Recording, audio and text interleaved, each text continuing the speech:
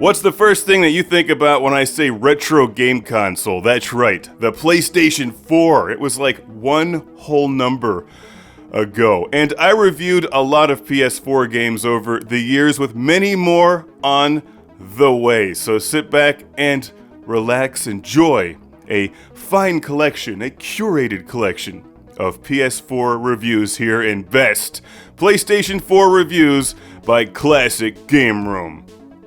Years ago, I predicted that the PlayStation 5 would have Dolphin controllers. So far, Sony has not given me Dolphin controllers. Just imagine real dolphins controlling real video games, flapping around, splashing around, flopping on the table, blowholes. It'd be awesome.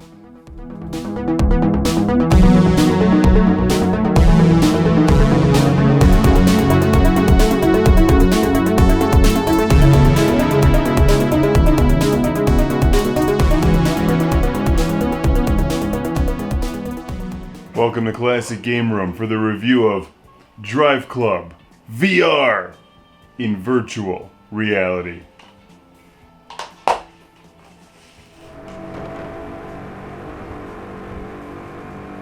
Enter the Matrix and drive fast cars in Driveclub VR on the PlayStation 4, being played with the PSVR.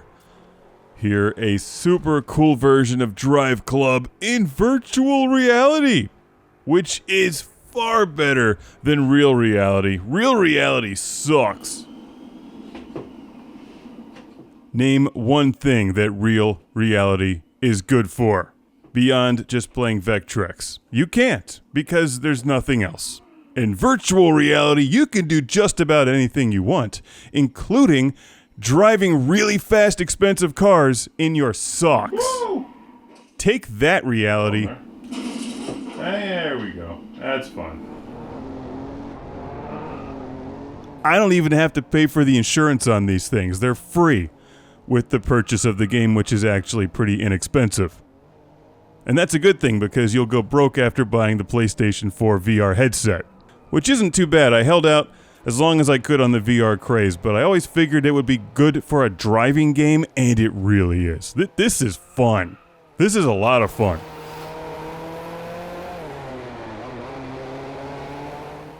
Two things this game is missing. El Camino, Pontiac Trans Am. It's really no excuse. This car is very strange. There's like a giant bar right here, like a pillar. You can put your beer right on there. Get some. Oh, the electric motors always sound so disappointing. Out of my way. The VR experience works so well when coupled with the racing wheel and seat. My favorite part of it is just looking around the cars. You missed it. There was some very slick driving right there. It's so cool, and during the replays, you can even put yourself into other people's cars, so naturally the first thing that I did was I tried to make out with one of the other drivers. But she doesn't blink, and that kind of creeps me out. So I tried to whisper some sweet nothings into her ear, only to discover she's a very hollow girl. There's really not much to her. She lacks substance. I'll be racing today using the Thrustmaster T300RS and my R seat. Let's try this. Oh god, I'm inside your brain! Oh, this is so weird! Oh, what's going on? Let's fire this guy up. It's a little weird having all the wires like draped all over me. I don't like. They need to make this wireless, is what they need to do. I'm assuming future ones will be, but for the moment, this is what it's like. What we're watching here is the video output from the VR headset. When you're inside this thing, it's pretty cool because you can look around the car and you can look around the environments and you can look into the turns before you make the turns, and that's one of my favorite things. It just totally completes the driving experience. Although it does fog up easily.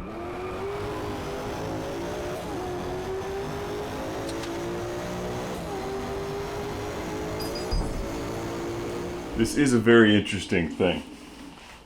We need one of these for the Sega Genesis so I can play Super hang-on. Virtual reality. Pretty sweet. Alright. Everyone ready? Do I look ridiculous? Good. You look out the window and see the other cars. And it's like, there's a window right here. Where's my hands? This is great. Beyond the VR experience, the game is Driveclub, so if you've played Driveclub, it's like Driveclub in virtual reality. That's exactly what it is. So it's a good game.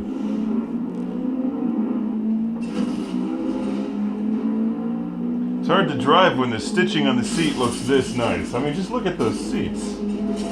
It says Ferrari right there. Where's the... Thing of ashtrays? Ooh. So the F40 has manual windows. Be like, this is great. This is... Can't wait for the new Gran Turismo.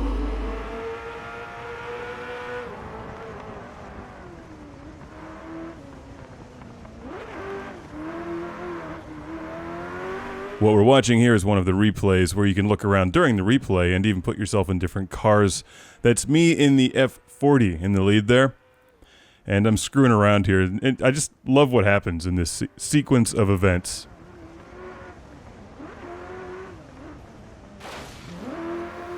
The VR headset gives you some leeway so you can stand up, stick your head out of the roof of the car, get an up-close look at the wheels, put your head inside of the driver's brain, all kinds of fun stuff.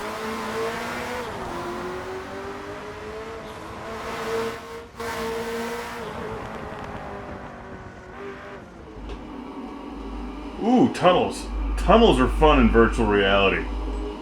I would argue that tunnels are actually better in virtual reality than real reality. Because in real reality, they just smell like exhaust. Get over here.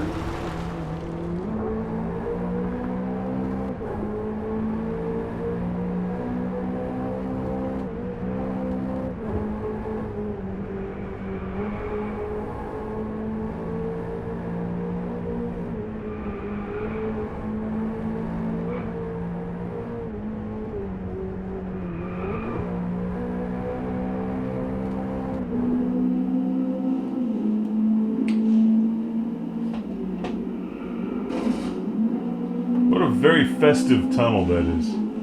Very colorful.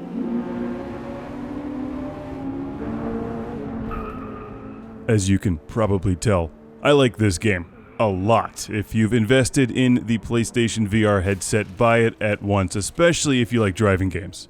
And it works particularly well with the wheel and the racing seat.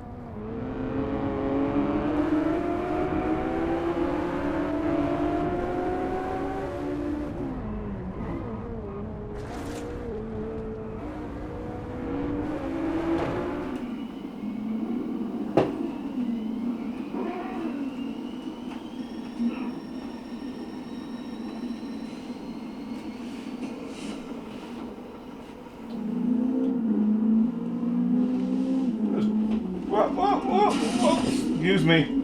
Those pretty mountains. And the rocks. There's things over there and keep running into stuff. Distracted.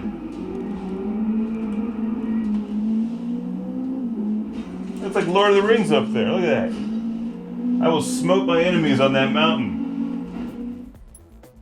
This has a bunch of challenges where you earn stars. It has time trials. You can just drive for fun and admire the scenery or play multiplayer. Driveclub VR is highly recommended. And you know, as well as I do, that when you get this game, you're also going to try to hook up with one of the drivers. And let me tell you, it's kind of disappointing. Until someone walks in on you, then it's all kinds of fun.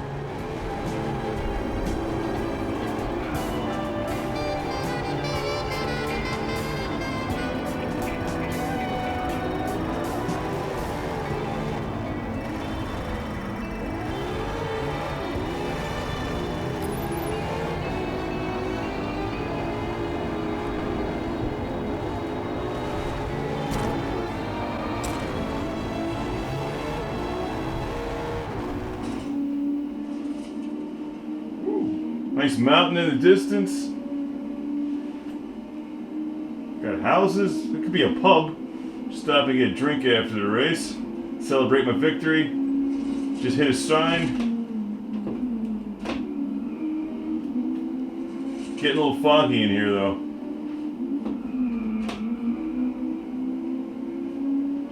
I think those are sheeps. What's up, sheep? Waved at the sheep. It's a nice thing to do. Nobody flips off sheep. Unless it's Thursday. Banished from Earth Classic Game Room broadcasts from the Intergalactic Space Arcade on its never-ending mission to review everything.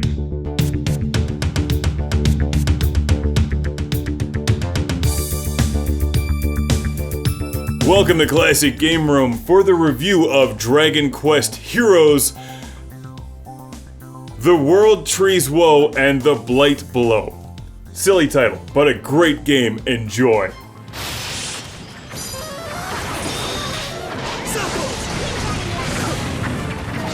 The Dragon Quest series has been around since the 80s. There's many Dragon Quest games and numerous spin-offs. This is Dragon Quest Heroes, which is a lot like Dragon Quest meets Dynasty Warriors.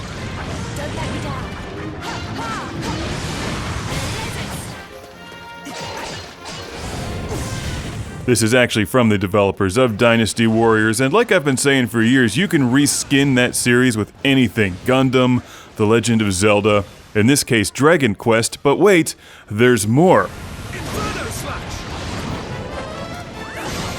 This one actually manages to strike an interesting balance between the RPG and strategy elements of Dragon Quest and the hack-and-slash gameplay of Dynasty Warriors. It's more complicated than your standard Dynasty Warriors game, but not too complicated. Just enough to make it really special. This is one of my favorite games that I've played this year. I have found myself totally absorbed by Dragon Quest Heroes, and I don't even like the art design. Also, I know nothing about Dragon Quest. In fact, I think I might know more about The Legend of Zelda than Dragon Quest, and that says something.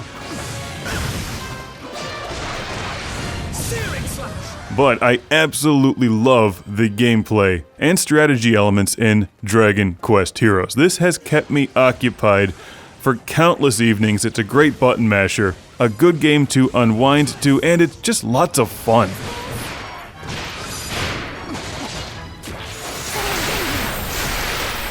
It plays really well and looks good on the PlayStation 4. I find the character designs kind of odd, but I'm willing to forgive that when each of the characters is different and has their own attacks and reasons for adding them to your party.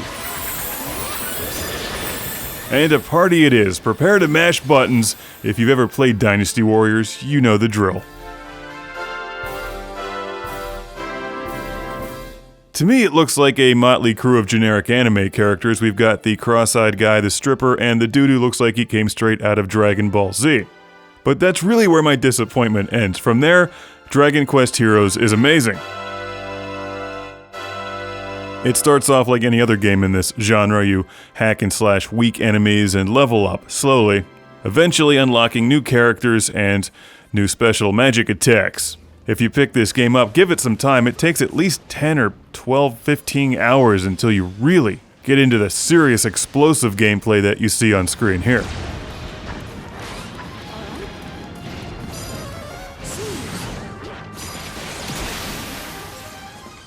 Good times now. As you can see, you switch between each character during battle, and before you go into each mission, you can equip and select your four-party team. Like most of these games, you'll want one or two powerful warriors, someone that can heal everybody, and I almost always chose the archer for some ranged attacks in there as well.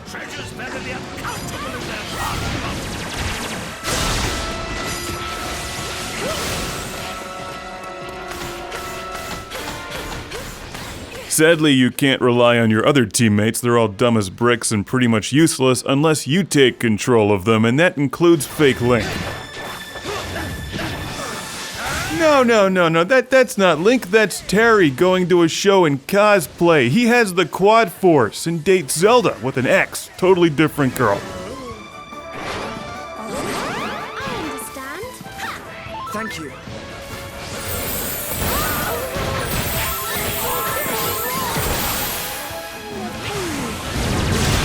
Bubble Girl is remarkably powerful. She's fun to play. I typically would go with either Bianca, who's the archer, or the main character I dubbed the Skywolf. Also, the stripper that you get later in the game is quite powerful. She's got some great magic attacks. Now, from the plot standpoint, I have no idea what's going on in this game, and I don't care. Something about a tree. It's a game about botany and dragons or whatever. Not so sensitive about this stuff. That thing's not gonna hold out much longer.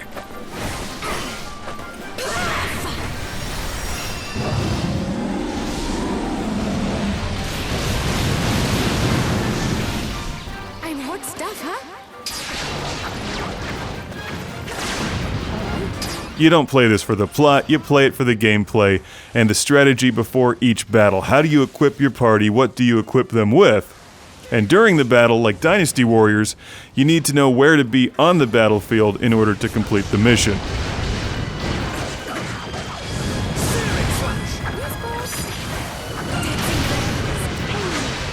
So pay attention to what the game's telling you to do. It's like pinball, aim for the blinky thing. Sometimes you need to protect something, other times you just need to wipe out those spawning enemies. There's other missions where you have to kill everything in a half-mile radius. And it may surprise you if you're familiar with the Dynasty Warriors games, how much more complex the missions get as you dig into Dragon Quest Heroes. It always keeps you on your toes, and this game continues to get better and better, and it also never seems to end. It just goes on forever. Which is good if you like these kinds of games, because you don't play them, or at least I don't play them for the variety. I play them to mash buttons and cause untold levels of destruction on screen. They're always fun and relaxing, and this one is just so surprisingly good. And there's a lot of side mission kind of stuff too, where you can accept quests and go out and just kill a bunch of enemies, and then you increase your inventory slots and whatnot. And another really cool feature is your monster minions.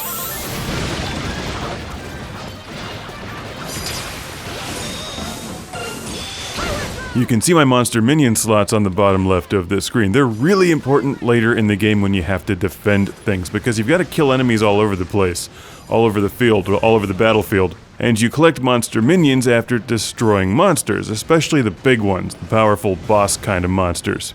They drop coins after you destroy them, and you'll want to leave your monster minions around the thing that you're trying to protect when you go out and kill enemies elsewhere. Go forth!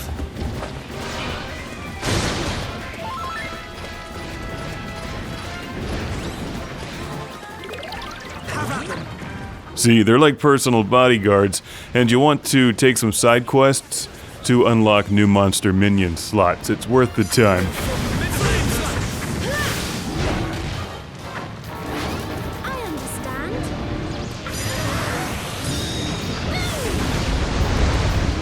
This game is worth the time. That's all it is. It's a time suck, but it's tons of fun.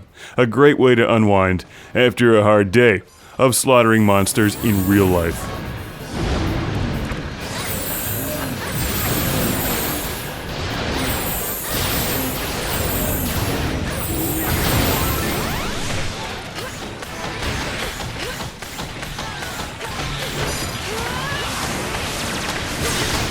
I'm really amazed at how good this game is, considering it's all based on a relatively obscure franchise. They did a great job. And of course, I've got a classic game room shout out. And thank you going to Kelvin from Cuba, Missouri once again. Thank you for sending Dragon Quest Heroes to the show. The tree's problems of whatever.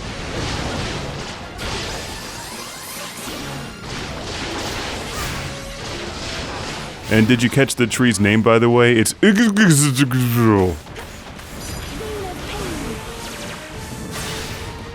This one is fun. It's even better than it looks. If you've enjoyed any of the Dynasty Warriors or Samurai Warriors or Hyrule Warriors or Dynasty Warriors Gundam games or whatever, don't miss Dragon Quest Heroes. I'm afraid there is nothing else for it.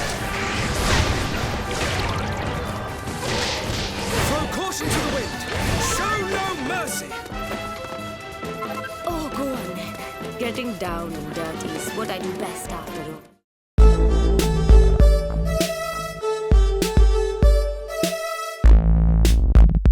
Final round. Fight.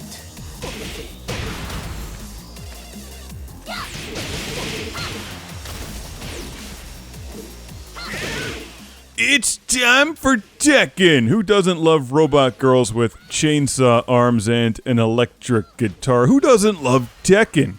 One of the main reasons to buy a PlayStation back in the day is still one of the main reasons to buy a PlayStation 4. Also, it's on other things. But why do they still put a storyline in this game? It's ridiculous. I guess it's kind of an excuse to play through all the different characters and learn their moves, or at least just fumble about the characters. But the voice acting! And streets, everyone I love that day, my old life, in my loneliness and despair. It's horrific. Thankfully, the gameplay and the visuals and the character selection and everything else are so much better. But the voice acting, really, I could do a much better job. It would be all sarcasm, but still, that would be preferable.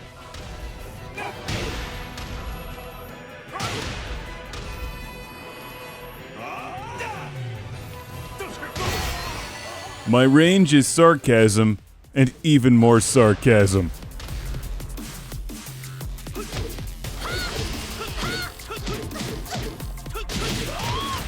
I love this dude's hair. And I love pretty much everything about this game. It's Tekken 7.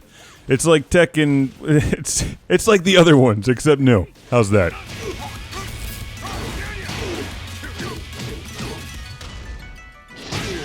This one has Akuma. A little bit of Street Fighter.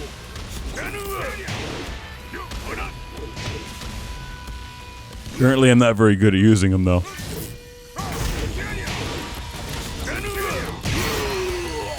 I like this guy.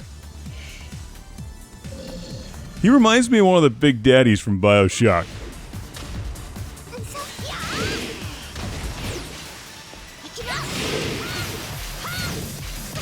The backgrounds look stunning. There's plenty of characters to choose from, as well as many customization options. That's actually one of the best parts of the game.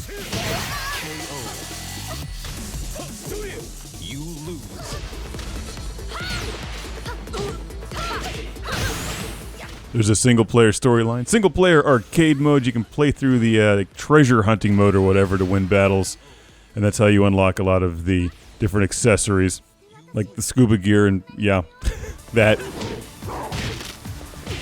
Like any of the Tekken games, I pick a few characters and try to master their moves. I was playing as King for this one quite a bit.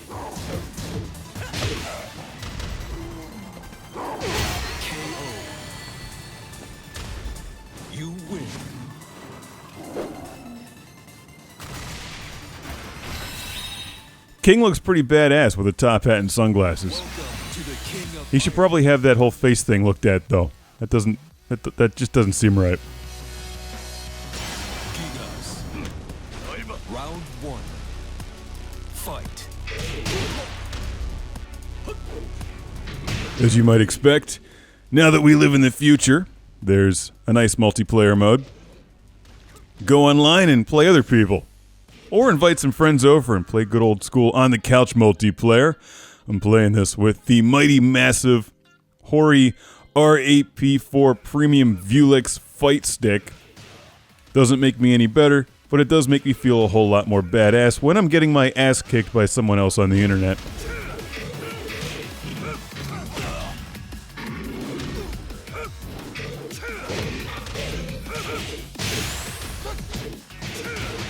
I'm just learning to use this dude. Which banner is that? One of the flags I bought has Dig Dug on it. I was pretty psyched about that. Why isn't Dig Dug in these games, like a fighter? Dig Dug is merciless. He kills enemies with a bike pump. That's a pretty sweet hairstyle.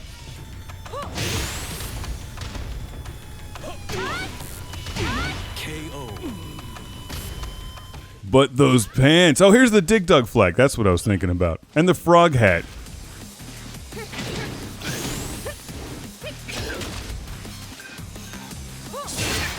I'm a big fan of the frog hat and the frog pants and the Dig Dug flag.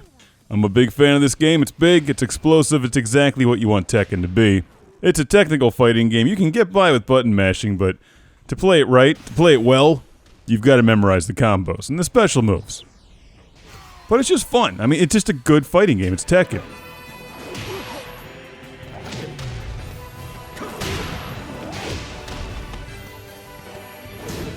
I don't always go out and buy every new entry in a video game series unless that series is Truxton, Musho, Mega Boost, Pac-Man, or Tekken. And this is Tekken 7. If you like the other ones, you're gonna probably like this one. Playing it here on PlayStation 4, Tekken 7, highly, highly recommended.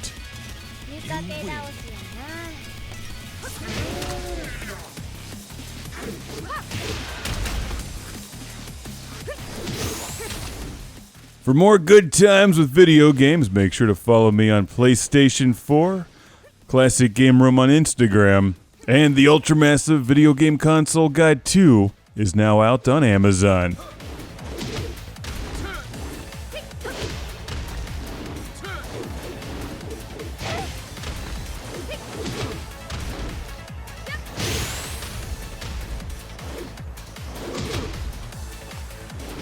KO. You win.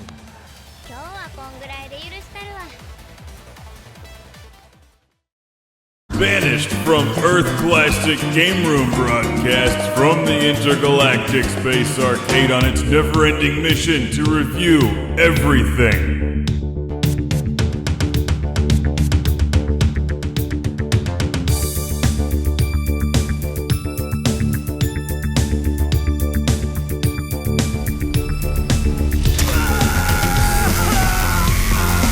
It's a happy day here at the Intergalactic Space Arcade because this is the very first PlayStation 4 review on the show. It's Killzone Shadow Fall. Does it fall short of expectations? Let's find out. Love the controller. You use one of these things yet? They're great. Stupid civilians, get out of my way! I'm playing Killzone Shadow Fall. A launch title on the PlayStation 4 that also works on the Atari 800XL computer, if you have the secret code.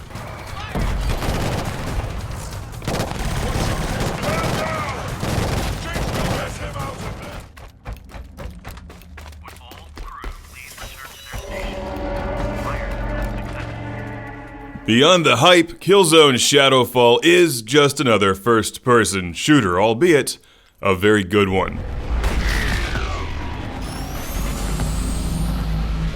Published by Sony, this is a showpiece for the PlayStation 4, and the developers have clearly gone out of their way to make everything look and sound really cool. I think there's a plot, but to be honest, I wasn't really paying attention. Killzone's not really known for its storytelling and rich, vibrant characters. Stand by, friend.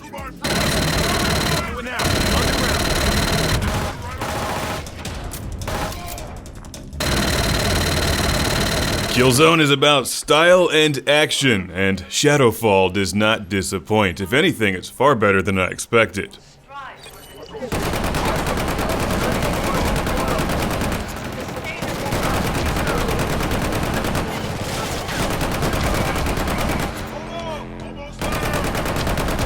I love the owl that they send with you, your little hovering utility bot that you can send out to do your dirty work, like machine gunning enemies or just distracting them. It's tons of fun. They also give you a handy little sonar device. Spot those pesky Helghast soldiers through the walls! You guys suck!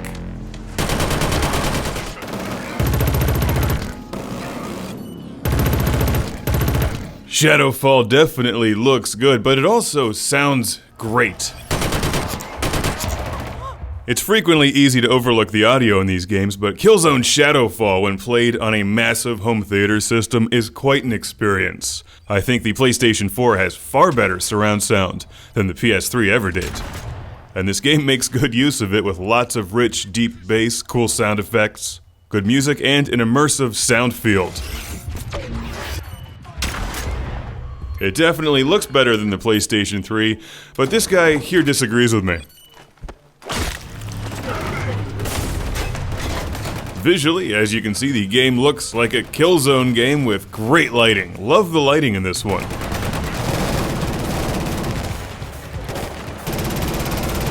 If their objective was to show off what the PlayStation 4 can do, they succeeded. But will it stand the test of time? Is it a truly memorable shooter? Well, it's pretty much more of the same, but the combat is tricky, especially on the higher difficulty settings.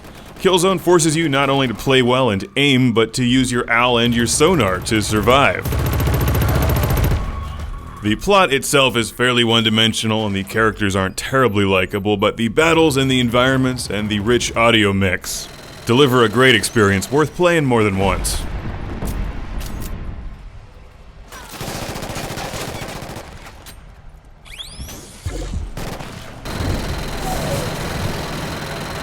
And obviously, in addition to the storyline, you also get multiplayer. There's many multiplayer modes, it's a popular game, so there's lots of people playing, and you can even blow up bots if you're sick of your fellow human beings.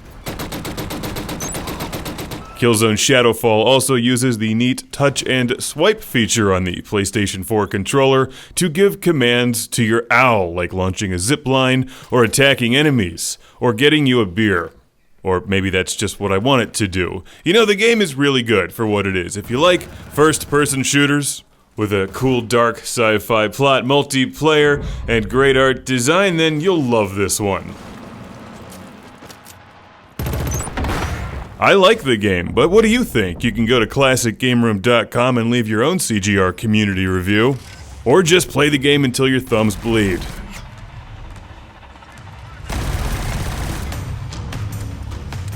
I'm still not entirely sure what I'm fighting for or why, but I don't care either. It's fun. It's Killzone Shadow Fall, a game that does not fall short of expectations.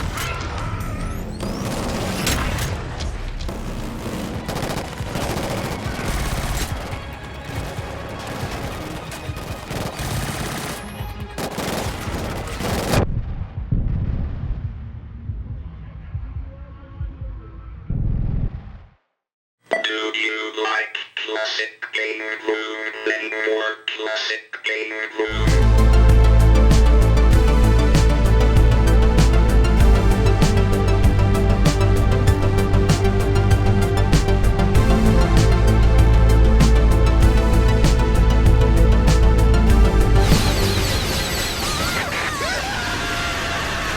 Do you like EDF? Then more EDF! It's Earth Defense Force 5!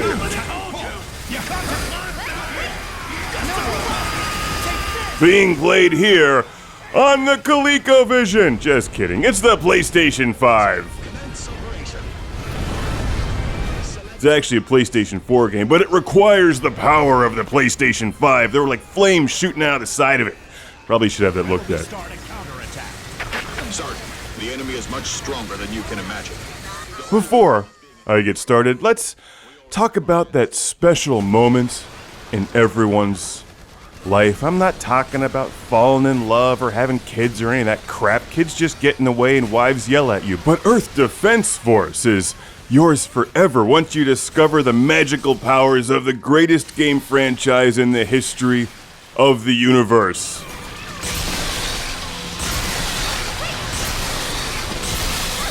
It seems like 1,000 years ago that I walked into that crappy GameStop and the kid behind the counter looked at me like I was crazy when I bought Earth Defense Force 2017 for the Xbox 360. You could play Call of Duty. I could also suck, but I don't because I rock EDF. Inform all bargain units. Detachment initialized. And I fight for the freedom of Earth by shooting space bees with homing lasers. I love how the game makes you feel like you're part of a larger conflict. it never gets old. And as we all eagerly anticipate the classic game room review of Earth Defense Force 6, yeah, there's a sixth one in Japan. Why do they get the good stuff first? It's never too late to revisit the rest of the series. In particular, I love Earth Defense Force 5. There's 4 characters to choose from. Obviously, Wingdiver's the best because she flies and she has homing lasers. Our attacks are useless against the golden armor. And yes, I've played this game a bit. Note the nearly 1,000 hit points. That took a while. Base successfully. Though just because the game is silly, don't think it's easy. This one's really hard. There's like 110 missions, and many of them will just absolutely overwhelm you past the easy difficulty, even with the best weapons. When you found yourself surrounded or drowning in alien balls, that's a thing. You may want to rely on some co-op backup.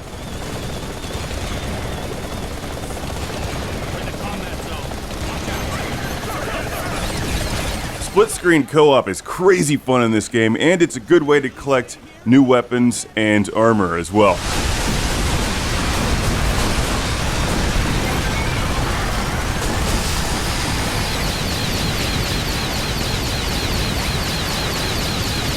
You got 4 character classes to choose from. The soldier's your basic all-purpose character. It's easier to get armor, and he has a lot of really powerful weapons.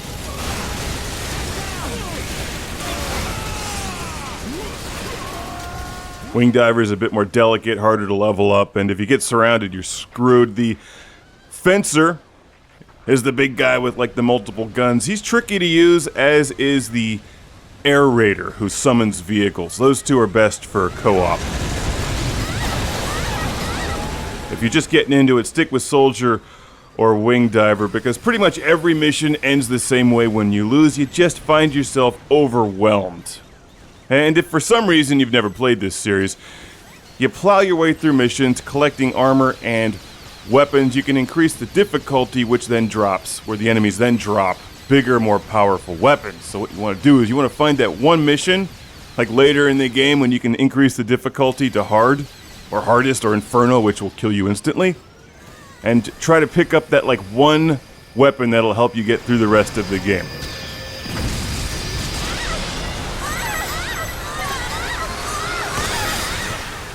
I don't have any advice on which mission that is. Earth Defense Force 4 had that one level where you could hide on the palm tree and just shoot everything. You could like nuke them all from orbit. I haven't found that yet in EDF 5. There's so many weapons to collect throughout this game, and each character has their own weapons. And yeah, there's a bunch of repeats, but it's just endlessly entertaining. And there's bonus mission packs with even stronger enemies. Do you like red ants? Well, try the green ones, or the gold ones. They suck.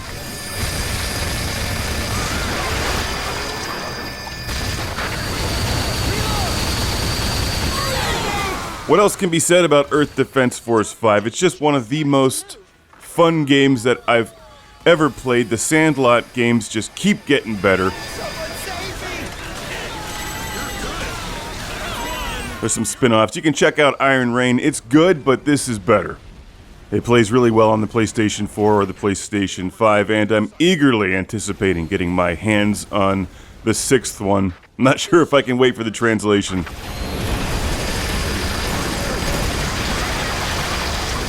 The only people who don't like EDF are people who hate fun. Do you hate fun? No. Do you like fun? Then more fun. Earth Defense Force 5.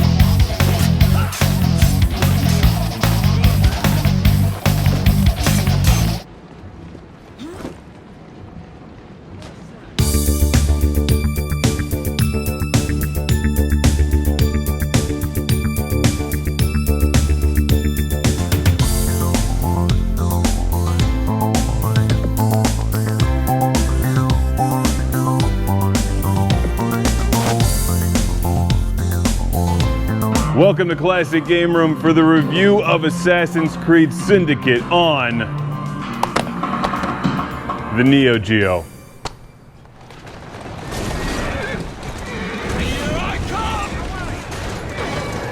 It's 1860s London, the Victorian Age. The Industrial Revolution is in full swing, and the assassins are at it again, collecting pieces of Eden or whatever it is that they do. At this point, the Assassin's Creed games have simply turned into parodies of themselves, but in most respects, that's not a bad thing, especially when you get to kick ass and lay waste to 1860s London. What's up, Horatio? Don't mind me. I've had a great time with Assassin's Creed Syndicate because the environment is the star of the game. And the environment is remarkable. As one who generally finds this stuff pretty interesting, I love their recreation of 1868 London. And the fact that I can run around it like a maniac, but I am disappointed I can't pour myself a pint in the pub. At least there's no crappy rice brewed lager on tap. What a cool game. But it's safe to say that if you've played any of the other Assassin's Creed games, you've played this one too. It's just this time, you're in old school London. You sound exactly like father. And we get to play as two assassins, twins Jacob and Evie Fry. And that's actually a pretty cool thing because you can upgrade them independently. And I have Jacob upgraded to be stronger and more offensive, whereas she's better for driving and sneaking around. Also, the game's got a pretty good sense of humor. They're clearly not taking themselves too seriously anymore, and I think that works for the Assassin's Creed series. Because if you're just going to keep doing the same thing over and over again, at least make it fun. Which, to their credit, they have. But I can only play one of these games every 2 years or so. The last one with the pirates that I played was great. And so's this one.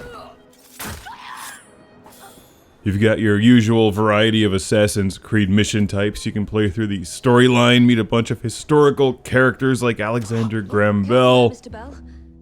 Every worthwhile endeavor is fraught with Charles Darwin and Charles Dickens. quick inside. And you can explore the town and take over the London gangs and race horses and carriages and get into fights. It's great. It's great because the environment and the production values are great. Otherwise, you're doing the exact same thing you'd do in 1,000 other games by now. It's your basic open-world sandbox game, but in order to create an environment like this, they've clearly had to spend a lot of money and do a lot of research, and you know that shows. I love that you can run around somewhere that, while it still exists, no longer exists in this time period. And litter.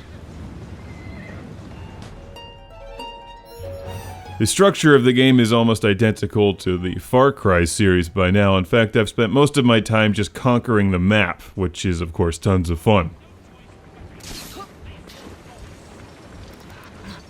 They've made travel easier and sillier than ever before. We have some kind of a built-in grappling hook to now move about the city like Spider-Man. There's a bad guy over there, I'm gonna take him out, and then hop my way across the river like Frogger. Except unlike Frogger, I can survive the water, although in 1860s London you probably really wouldn't be able to do that. You'd be sick and, well, dead a week later.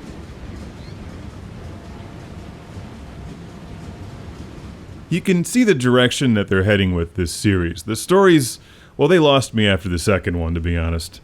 I really didn't care what was going on in the pirate one, except it was awesome being a pirate, and this one is fun because London is fun. So I'm assuming that the next one is going to be another awesome city at an awesome time, so 1985 Miami, please. 1920 Chicago, that should be a good one. How about the future? Put me on the Mars colonies. Fighting Ultor, well, that's a different game.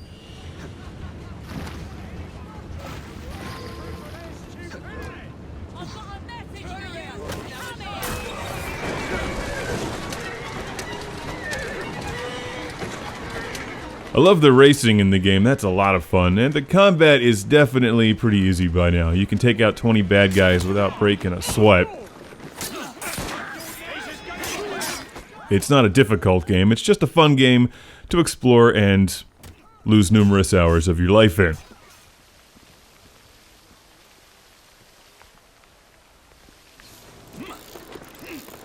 Basically, in conclusion, if you've enjoyed any of the other Assassin's Creed games, I think you'll agree with me. This is one of the better ones.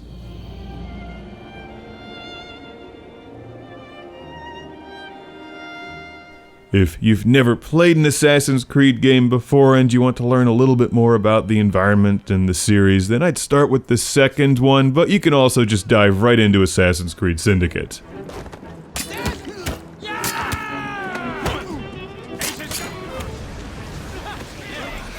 Sadly, this one is not actually on the Neo Geo MVS, but you can get it for pretty much everything else that you would expect it to be on. Highly recommended for fans of open world exploration and destruction, fans of history, and fans of Assassin's Creed. Now let's all petition the next one to be in Miami. Because Crockett and Tubbs aren't just policemen, they're assassins.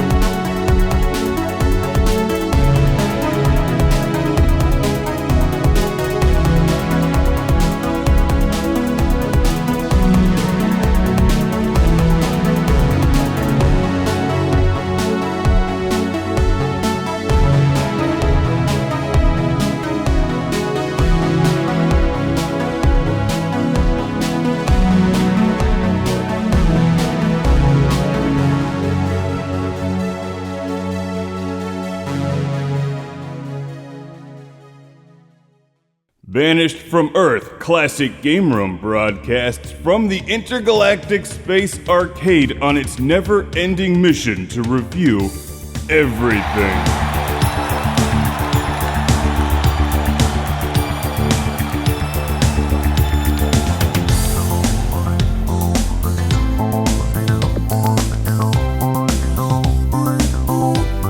Welcome to Classic Game Room, coming to you from the Intergalactic Space Arcade. Do you like the shovel? Do you like Tonight? Why not combine the two? It's Shovel Night. Enjoy! As the price of producing complex AAA video games with lifelike graphics continues to increase, we've seen a massive explosion of retro-inspired games coming from indie developers around the world. So many that it's reached the point of oversaturation. I get it. The 8-bit era was pretty cool.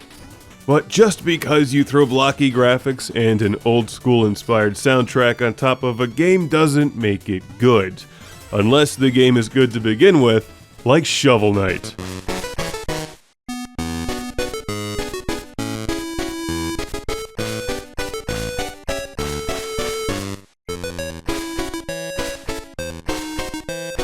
If it's got dancing fish, it's off to a good start, but where Shovel Knight really shines is in the gameplay and personality departments. It has both, something that's extremely rare, especially in the Me Too retro-themed platformer department. These games are a dime a dozen now.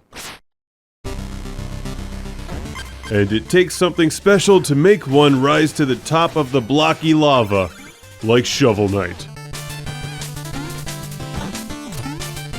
I like old school games, obviously, it's Classic Game Room. And I get it, they're cheaper to produce than something like the next Call of Duty. And the old school platformer style is timeless and fun, if done correctly. So while this game certainly pays homage to classic platformers like Mega Man from years earlier, it also manages to stand on its own two stumpy feet while holding a shovel. Who doesn't like a little knight with a shovel? What a great character design. Who attacks enemies by swinging his shovel at them or hopping on them as if he was stabbing them in the nose, which he is.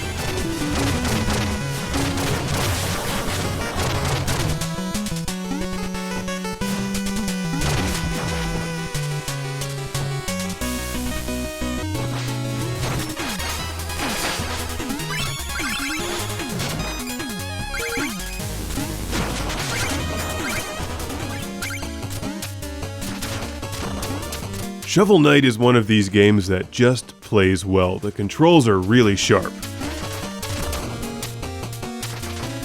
If you've been watching this show for a while, you also know that I am terrible at platformers. I have absolutely no patience when I get to that level in the game, which is unbeatable. For me at least. Shovel Knight never seems to reach that level of frustration. While it's not easy, it's approachable even if you're bad at platformers like me, because eventually you'll figure it out. And it feels good, especially near the end of the game. So when you finally defeat it, there's a new game plus, which is harder, and an entirely new character, who's way more difficult to play than Shovel Knight. As you might expect from the genre, there's hidden stuff everywhere, so if you see a part of the level that you think contains something mysterious, it probably does.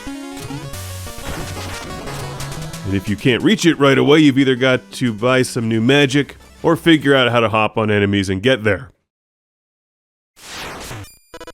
All of the old school inspired environments are here. We've got the water level, the ice level, the lava level, and of course the conveyor belt level.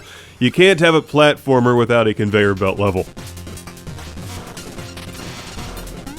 Or boss battles, and the boss character designs are a big part of what makes Shovel Knight so delightful. In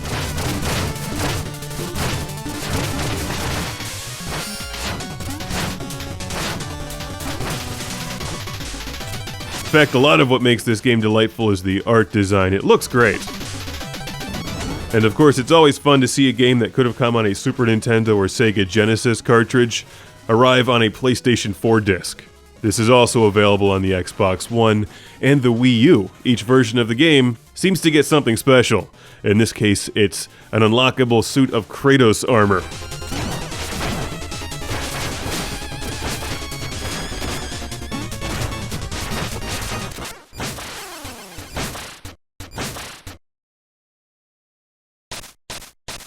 This actually debuted on Windows, 3DS, and Wii U in 2014, so it seems to be pretty much everywhere except for my beloved Sega 32X. It would be right at home on the 32X, so I hope that Yacht Club Games considers a 32X version.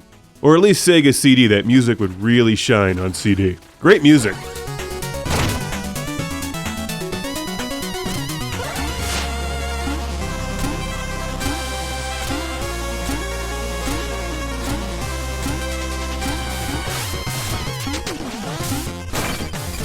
I feel like I don't need to say it because you can hear it, but the music is wonderful. It's catchy, it's well produced, it's got the old school style, but that can also be said for every aspect of Shovel Knight. It's one of these must-play games if you love old school platformers. I really hope they make a sequel, and I hope they give him a bionic arm. You know where I'm going with that.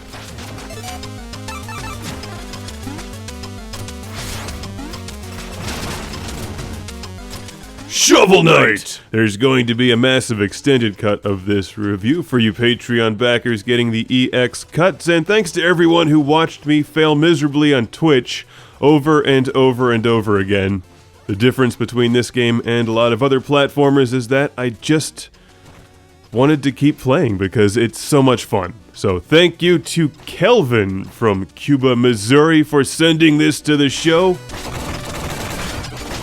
Shovel Knight also plays really well on the Vita, using the handy remote play feature, which I've been having a good time with.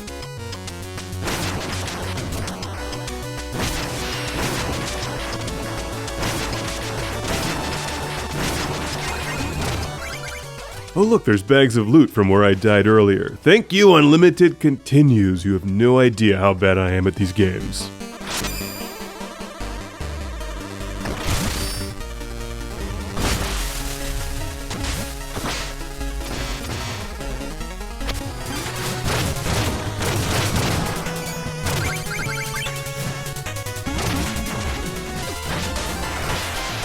So thank you once again, Calvin. This one is a great game. Shovel Knight, highly recommended for whatever you play games on. Unless it's the 32X, in which case, Yacht Club Games has forsaken you.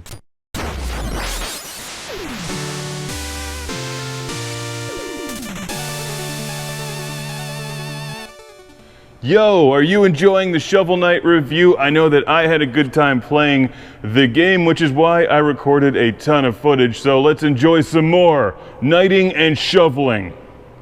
Not necessarily in that order.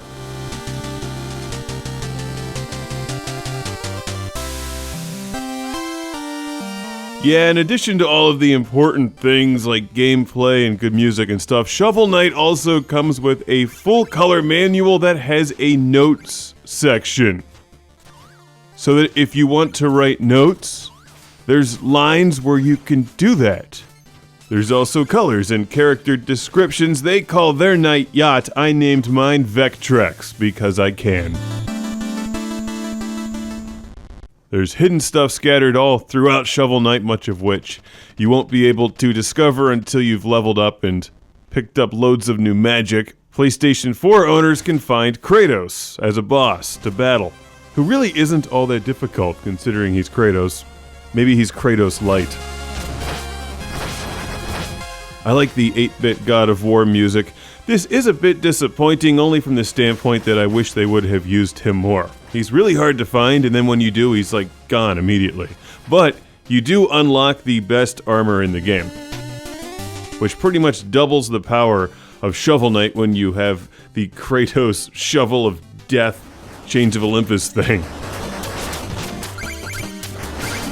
I'd also like to be the one to request that Yacht Club handle the next God of War game, and I'm being serious because the series has gotten really stale by now. It would be so cool to see it done like this for the next one. Anyway, if you had any trouble defeating bosses before, you won't with the Armor of Chaos. It makes you nearly unstoppable, which is good because there's a new game plus, where you keep your armor and upgrades, increase the difficulty, and play Shovel Knight again. Shoveling your way to victory with far less health potions. In fact, I don't think I saw any. Every time I go looking for a health potion, I find a bomb instead. Thanks, Yacht Club. My copy of Shovel Knight also came with a code to download the soundtrack, which is spectacular, and even better, my version of the game came with a Laserdisc karaoke version of Shovel Knight.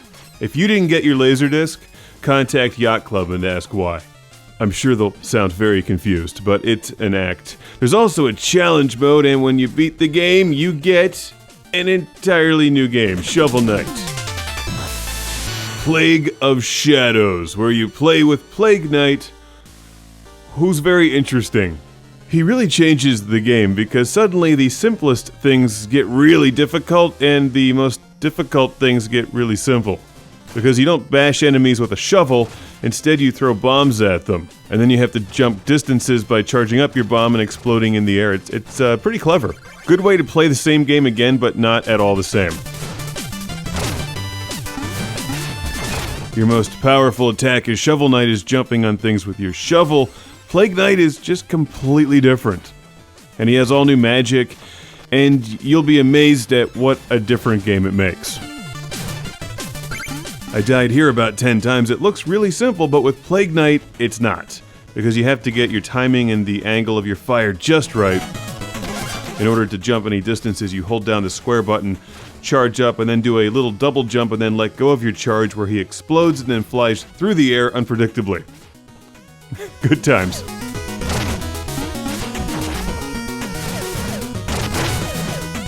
I'm playing through the game as Plague Knight right now. I love that he's banished from his village in the beginning, and it's really good. As if the game wasn't good enough, they give you more, which is quite a treat in an era when we have to pay like $60 for season passes and one new shooter level.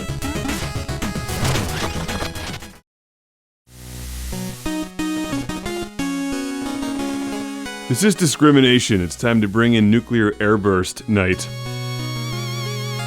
and teach this town a lesson. What a great game. I think that Shovel Knight and Plague Knight and the rest of the gang have a long, good future ahead of them.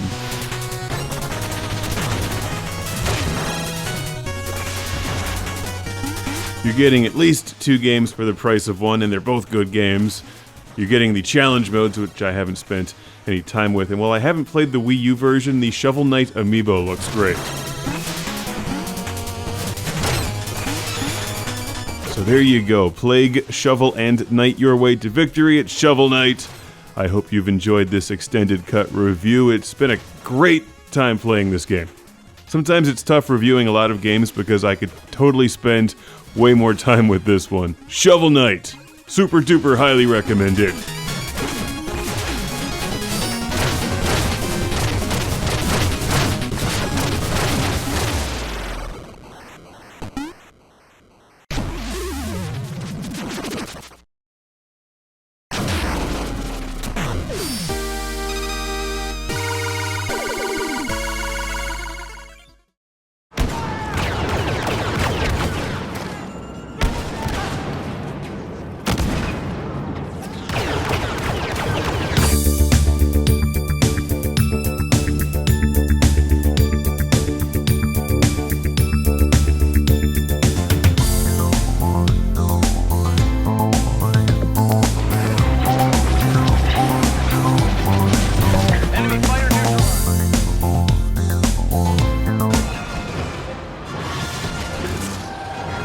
When it comes to Star Wars, the only thing that could make me happier than a good Battlefront game is watching Lando light Jar Jar Binks on fire while Gonk droids breakdance in celebration. How do you follow up that thought? With AT-ATs, ATSTs, TIE Fighters, X-Wings, Stormtroopers, it's Star Wars Battlefront being played here on the PlayStation 4, and the Force is strong with this game. Now, I'm a huge fan of the original Star Wars Battlefront games on PlayStation 2. I played the hell out of them. And this is exactly what I wanted from the new one. Exactly. It doesn't just play well, it doesn't just look good and sound good, but it has an incredible attention to detail. And actually feels like it was made by people who are as obsessed with Star Wars as I am, and hate Jar Jar as much as I do. Battlefront oozes a love for Star Wars like nothing I've seen since the original Star Wars films. Like every corner of this game, every detail is all about Star Wars. Like they just took all this stuff from the movies and put them in here, and then on top of that it plays well because it's Battlefront. And I'm not usually into these big multiplayer shooters, but this game is my jam, and I've just been addicted to it for a week straight.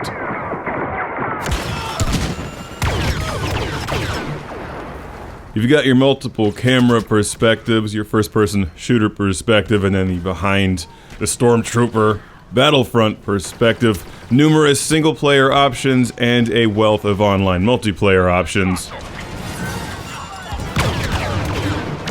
And it's really fast. There's not a whole lot of waiting around in Battlefront, and I like that. Matches load quickly, it's got a great pace, and every now and then I just need to sit back and soak in some of the Star Wars details and set pieces like this. Wow. TK421, why aren't you at your post? Because I'm playing Battlefront. That's why. Here's a shot of Fighter Squadron mode, which is pretty cool. Not as good as something like Ace Combat or the old X-Wing games, but still good. The controls are a bit simplified for my taste, but you know what you really can't go wrong with in this game is the audio mix.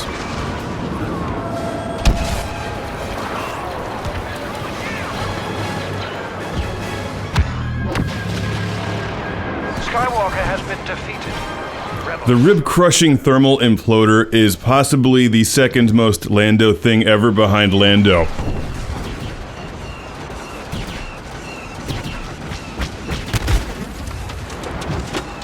And hey, if your Star Wars game doesn't have AT-ATs, your Star Wars game sucks. Feel free to jump into numerous Star Wars vehicles and even play as heroes like Luke Skywalker, the Emperor, and Boba Fett. Thankfully, no Jar Jar.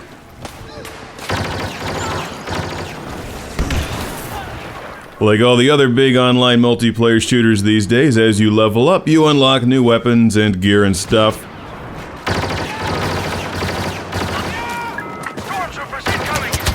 You can purchase these cards that give you special skills like the radar scan that you'll see me use frequently and ion blasters.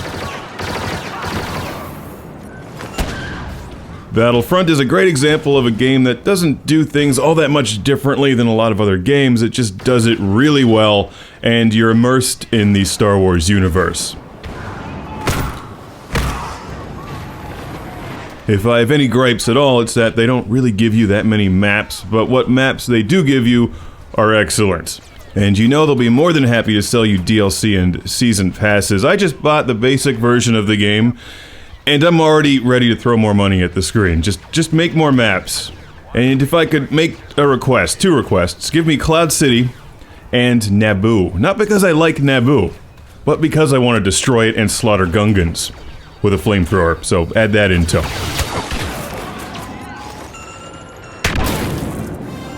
The Imperials are pushing us back. Just look at the walls. There's so much love for Star Wars here. It's great, and you're really gonna want a surround sound system and 1 or 2, maybe 3 subwoofers.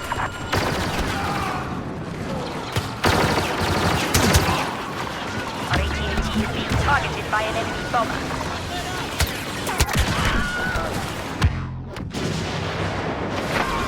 I love the thermal imploder. I want one of those for real, and I don't know about the rest of you who have played this, but when I encounter one of the heroes, like Luke Skywalker running at me with a lightsaber, I shriek and run away like a coward as quickly as possible. And usually die, but you respawn quickly and get back into the action. If you think this looks fun on screen, it's 10 times as much fun when you're playing it. We've got to shift the momentum. This review just scratches the surface. There's so much to love here for fans of Star Wars, for fans of the old Battlefront game. It's absolutely terrific. Star Wars Battlefront is Lando! Now, if you'll excuse me, I've got to get back to trying to blow up Jawas and Ewoks. May the Force be with you.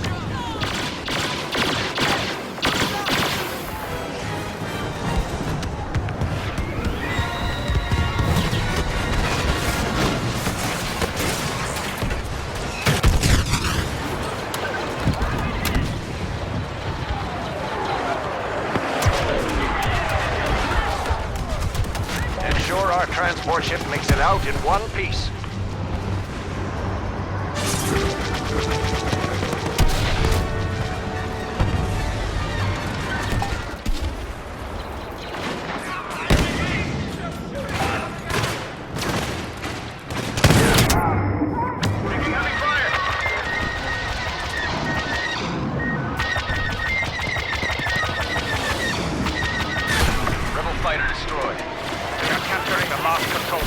Counterattack immediately. They're trying to get a lock on you. Shake that fighter. He's right behind you. The Empire has deployed another wave of reinforcements. Behind you. Shake him off. You're about to enter the R seat. Woo!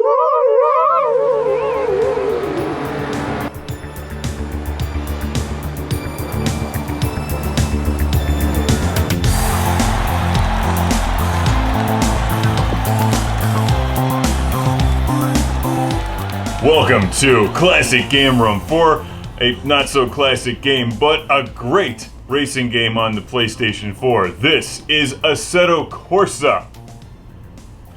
This is not just a game. This is real sim racing. Real sim racing. That's a contradiction in terms. Also, how real can it be? They forgot to put the El Camino and AMC Eagle in this game.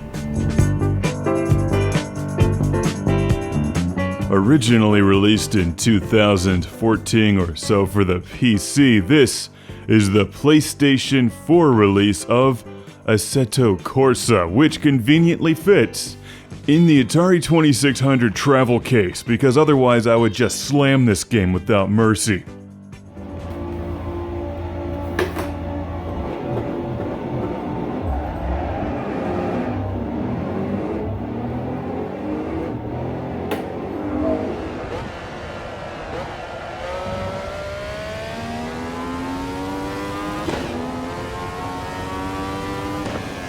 Instead, I'm going to shower it with lots of praise. Assetto Corsa is a really nice game and an excellent addition to the PlayStation 4 catalog.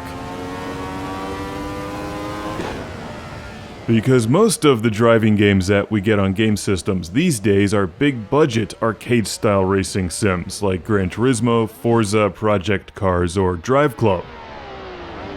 I'm in first place, lap 4.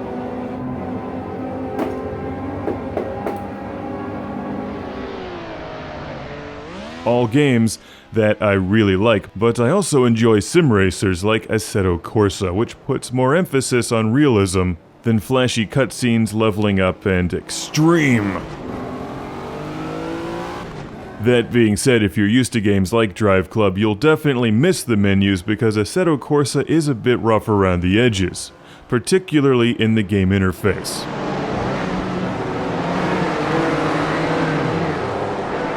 So you think it looks nice. Maybe you're on the fence about Assetto Corsa. Let me tell you 2 important things though to consider before investing in this game.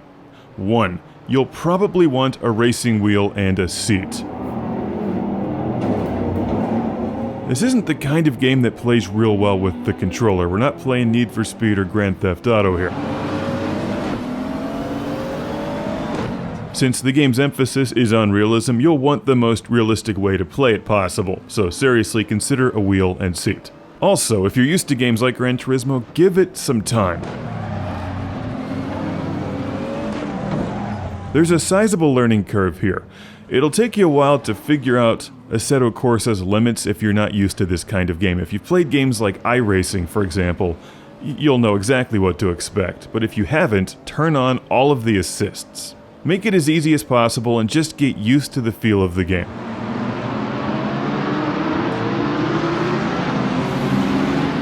I've seen a lot of negative reviews about Assetto Corsa. I don't think any of them are justified.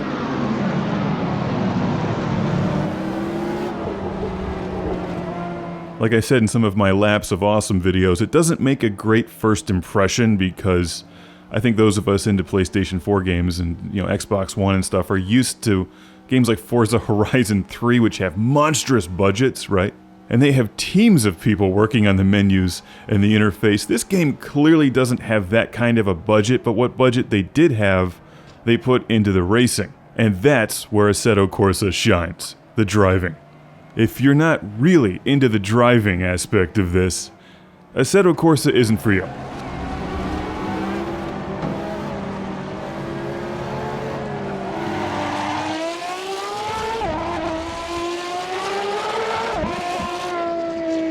Like most of these games, it gives you a nice variety of camera perspectives and view options, but playing it with a controller is nearly impossible in my opinion. A wheel is the way to go. I'm using the Thrustmaster T300 RS. There we go. Which is a wheel that I believe they recommend, and this is one of the best games to play with the wheel. It gives incredible force feedback. Kitty, lug in! Zone of danger! Whoa, on the road! In fact, this is probably the best game that I've played with that wheel. The feel of the road is amazing, and you can really get a sense for each of the cars that you're driving. It's such a great combination, and the Thrustmaster has damn near broken my wrist a couple times. Which doesn't sound like a good thing, but it is.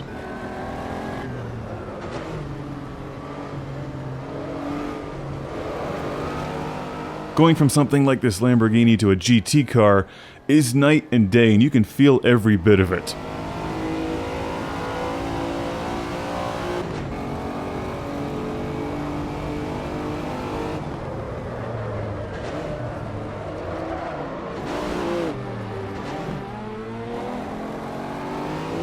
I may look like I'm screwing around, but I'm in first place. In so many ways.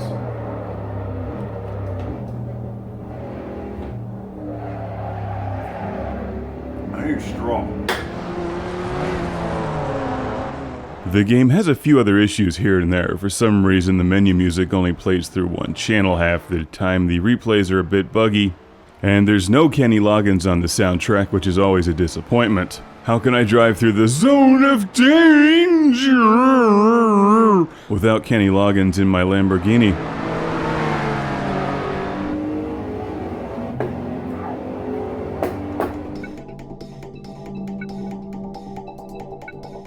There's a nice variety of cars in the game, and they all feel really different. You've got everything from your standard cars that you might drive in real life all the way up to GT and those open-wheel cars. In addition to that, Assetto Corsa also gives you a great selection of tracks, including some of my favorites like Spa, Monza, Mugello, and a couple others I've never driven on before.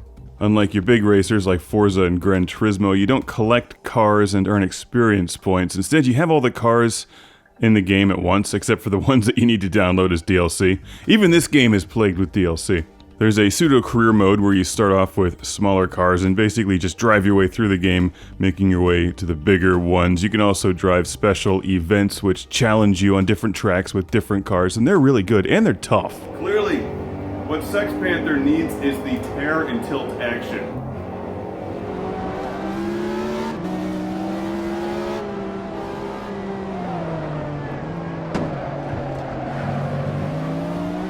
This game doesn't make it easy for you. I mean, you can set the settings all the way too easy in the races, and they're easy enough to win, but to get even bronze medals in many of those challenges will require some repeat gameplay and some actual skill. This has online multiplayer, which I did not get a chance to try out, but I've heard that that's this game's strength on PC at least.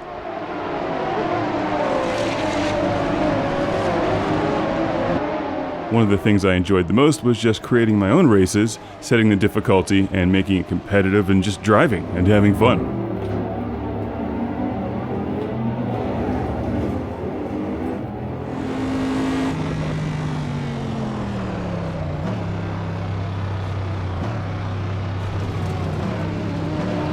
I think the sounds are great, the visuals are really nice, but this game's best feature, what Assetto Corsa is good at, is the driving.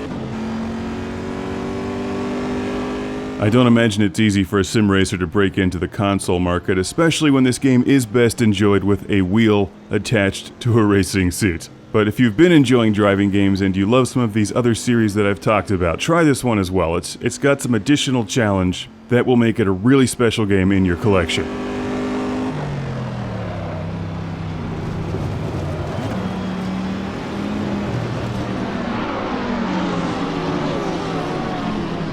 Assetto Corsa could benefit from an update to fix some of the really obvious issues. Like when you win a race, it doesn't do anything except immediately teleport you into the pits. You don't continue driving, nothing pops up on screen saying, "You win!"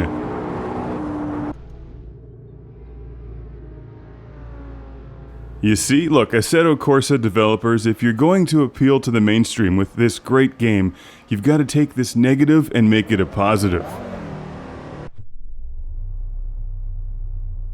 Let me show you how that's done. I'm about to win the race. Don't you pass me. Don't you try to pass me. Woo! Oh no! Woo!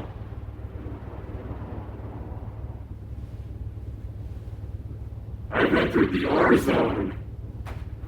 It's awesome.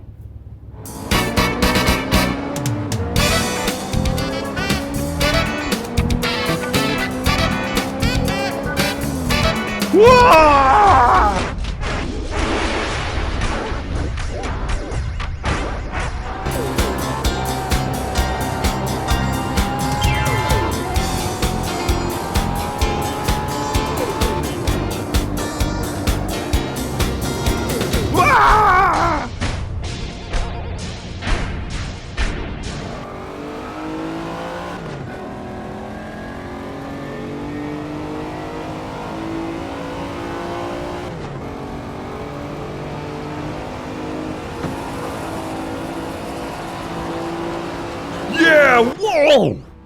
Whoa! Oh, this is kind of cool. I like it here. Anybody want to play Night Driver? How do astronauts actually do that? I don't know. Buy your games and accessories through ClassicGameRoom.com. Doom! Doom! Doom! Doom! Doom! Doom! Doom! Doom! Doom! Doom! Doom! Doom!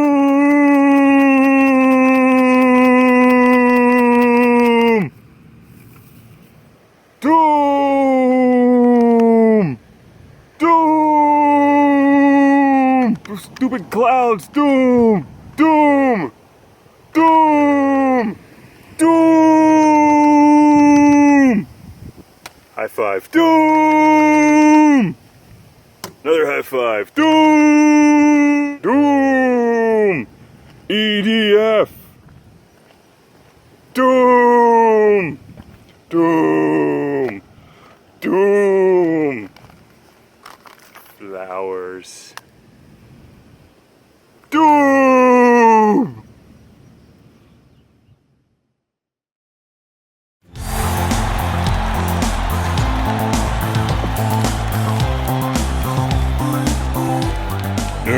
Doom! Doom!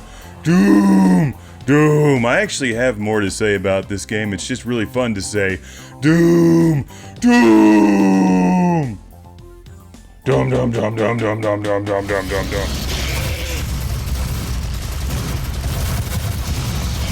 Doom! Doom! Doom! What more do I really need to say? Doom lives up to the game's name.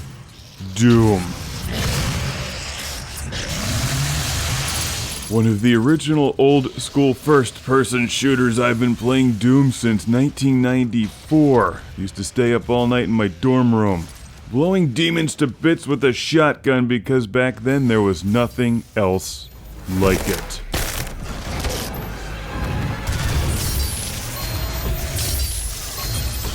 Doom took Wolfenstein and amped it up to the next level. These days, first-person shooters are a dime a dozen, so Doom, the new Doom, had to do something to really stand out and live up to the game's name. And yes, it successfully manages to do that. Because Doom is a badass game on every level.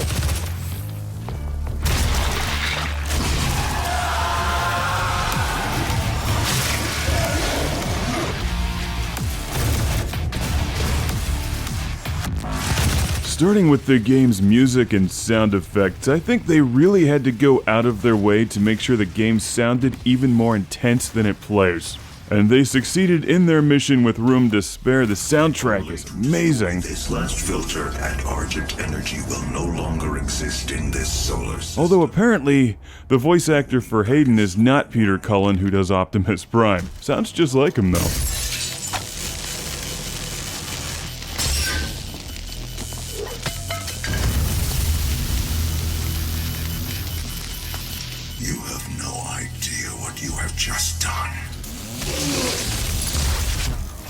Actually, I do. I just cut a demon in half with a chainsaw, and it sounds great. Everything in this game sounds amazing. The mixing is spectacular. Good use of the subwoofer. All the weapons and sound effects are really cool. And of course, the soundtrack itself, the music, is totally Lando.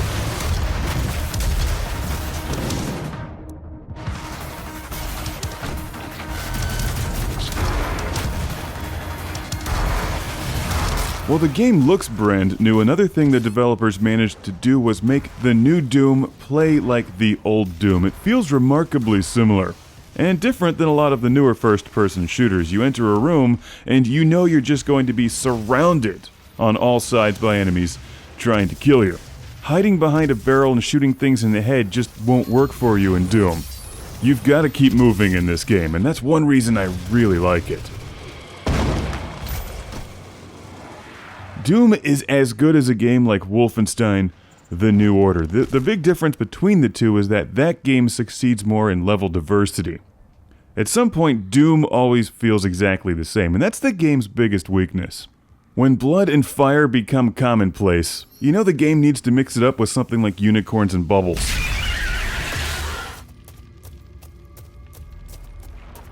Doom always looks good, and the level designs are really good too. More on that in a moment, but at some point later in the game, it's like you're fighting the exact same battle over and over and over again, except each time they keep adding new enemies. But Doom gives you the chance to go back and replay levels to explore and collect upgrades. And these upgrades are really nice. They make you extremely powerful by the end of the game, so bosses that gave you some trouble on level 3 are just a mild irritation by the end of the game.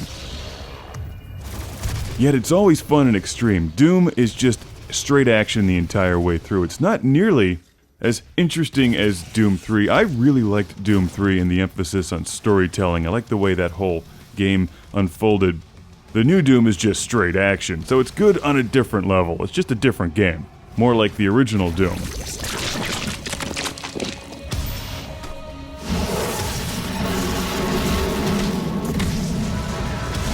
And it's a massive game for a modern first-person shooter. The campaign is huge, and the levels are even bigger than you expect. So go back and explore them again, increase the difficulty. There's tons of things to find.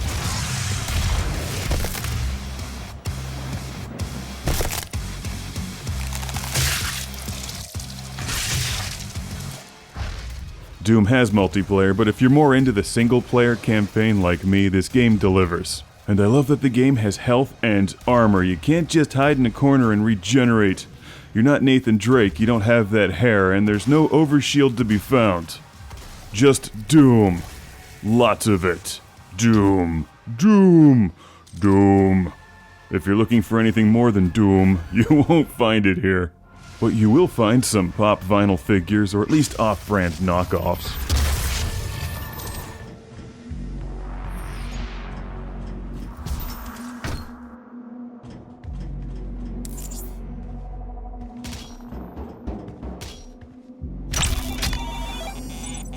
Make sure to explore every corner of every level. There's hidden stuff all throughout this game, including rune challenges, which are a good way to increase your power.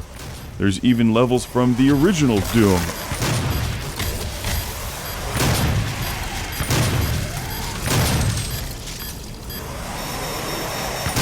Oh yeah, don't forget glory kills. When the enemies start glowing orange, punch them. You get some extra goodies. And they're always super fun to watch.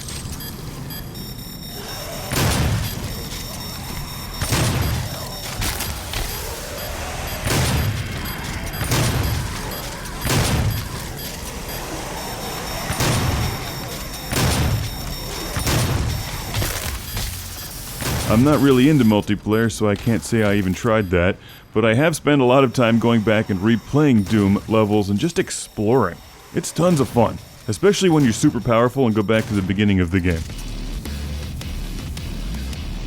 And I'm breaking this review into 2 parts because I feel like it. Also, I've got a classic game room shout out and thank you going to Kelvin once again from Cuba, Missouri. Thank you, Kelvin, for sending Doom. Doom. Doom. See you back here in part 2 for more Doom. What's that? You like Doom? Well then you'll love Doom. Do you like Doom? Then Doom.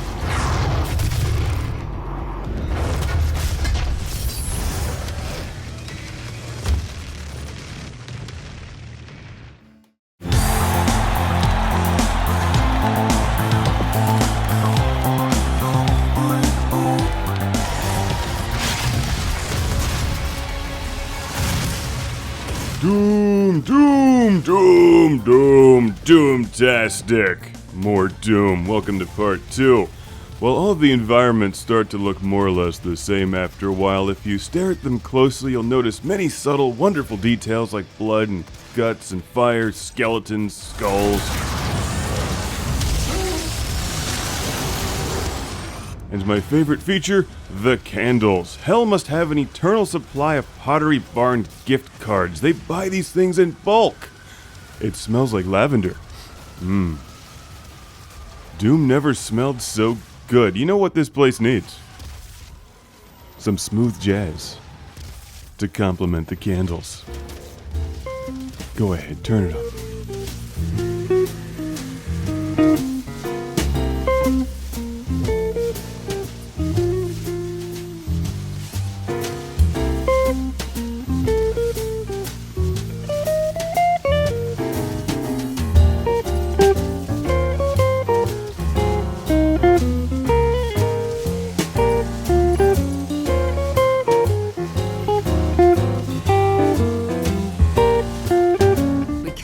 conduct our work without them.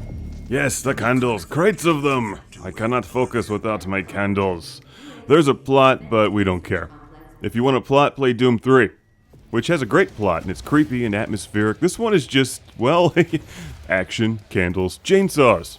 One might say that Doom has burning people with monsters and cutting them in half a dude.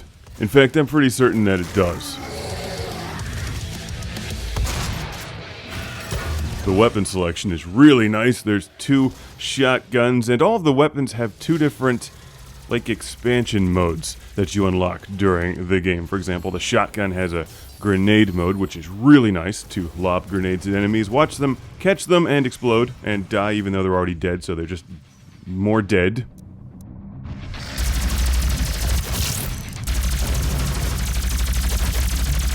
The plasma rifle is good to take care of smaller enemies, and you can freeze bad guys with it with one of the upgrades. The chain gun is always entertaining, and the Gauss cannon, or whatever it's called, that giant laser rifle thing, is probably the best weapon in the game, other than the BFG 9000.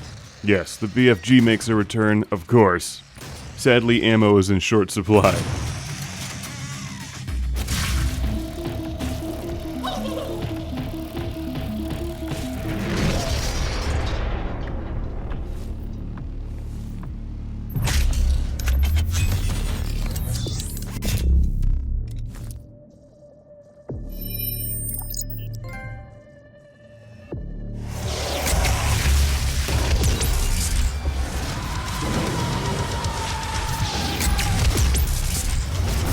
When you absolutely positively have to vaporize every demon in the room, you go BFG 9000, or that Gauss cannon thing. Hey, there's also a map editor in this game, did you know that? I have to be honest, I haven't played around with it yet, been too busy with the campaign and going back, exploring levels that I've already completed, and finding all of the upgrade points. And as you might expect, there's DLC. Hopefully with some Lando Calrissian content, where he administrates the candles. Multiplayer, single-player, map editor, enormous levels, lots to do. The new Doom is fabulous.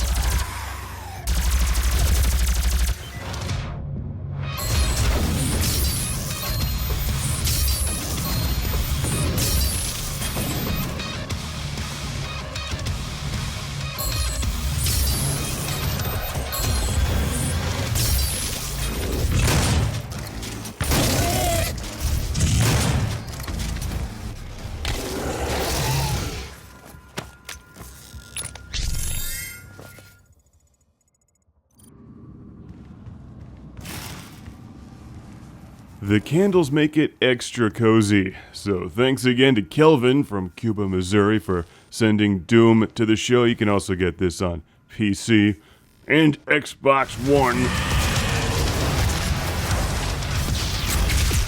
Doom is one of the best games that I've played this year, and I super highly duper... that's not a real word. I super duper highly recommend it. Doom!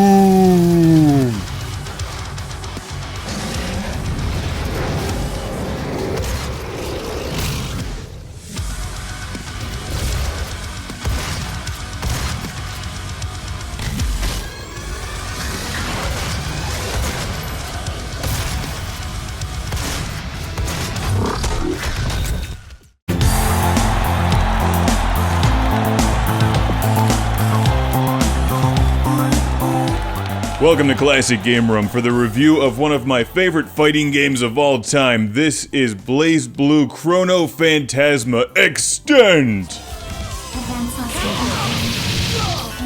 The more time that I spend with Blazblue Chrono Phantasma Extend, the more that I like it. This is a wonderful fighting game. Rich in style with a remarkable soundtrack. It's a fun game that's incredibly technical but also approachable for newcomers to the fighting game genre, or those of you who are just downright terrible at it, like me. But you don't have to be good at this game to enjoy it, just watch the pretty pictures and turn up the volume. Blazblue is insanely good and looks amazing on the PlayStation 4. This is Chrono Phantasma Extend.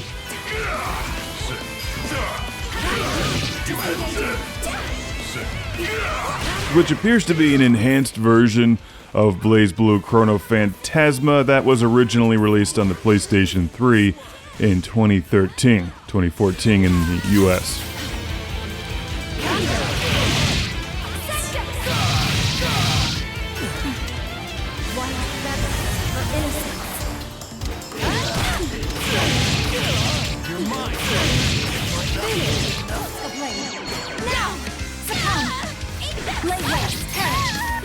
This is being played on the PlayStation 4 with the Taito Hori Vulix RAP4 Premium Fight Stick. And it's been my go-to fighting game for quite some time now. I've really enjoyed this. I've actually gotten better. I can't say that without chuckling, of course, because I'm still not that good, but I feel like I've actually figured out some of the tactics in the game.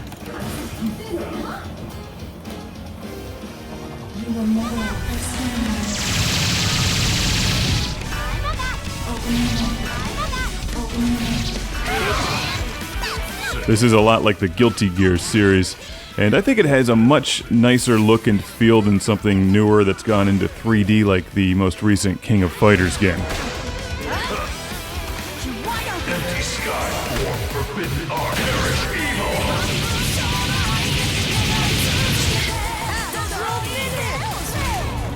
Blazblue just never gets old. It's always fun to watch, even when you're losing horribly, and by you I mean me.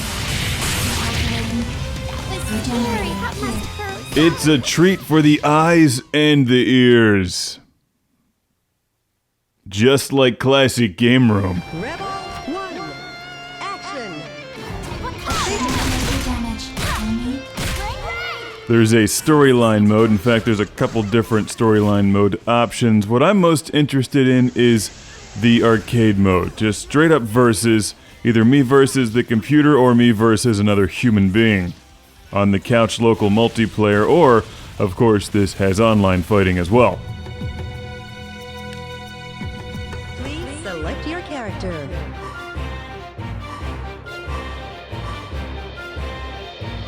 There's plenty of settings to tailor the game to your fighting style and skill or lack thereof. When I started playing, I was fighting on normal and then upped it to hard for most of this review.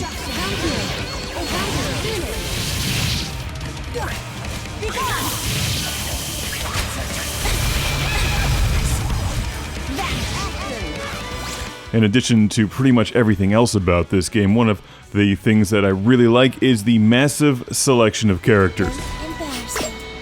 All of whom seem like very interesting individuals. Rebel 1, action!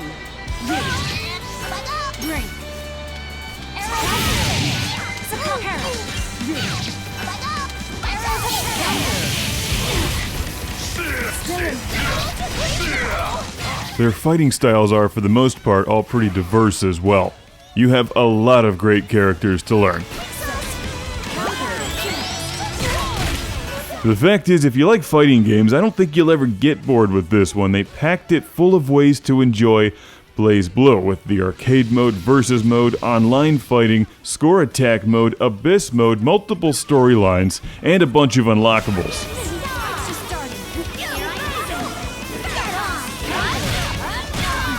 Including artwork, stages, and different character colors, just to name a few. It's a very technical game. While you can get through the easier levels with button mashing, if you actually want to get serious, you'll have to learn how to play Blazblue. Thankfully, it does have some pretty good tutorials that help get you on your way.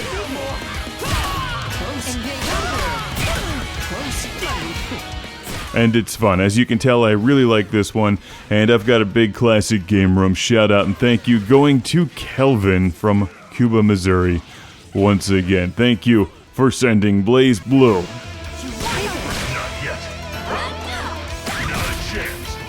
Chrono Phantasma Extend to the show, along with that mighty controller.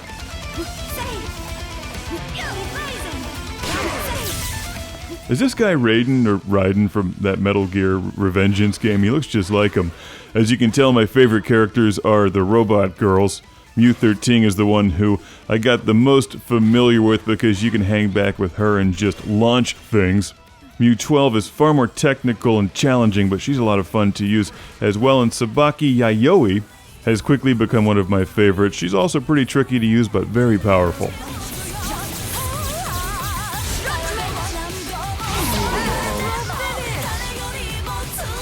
Yeah, take that. You don't have high heel boots. I know you're an imposter.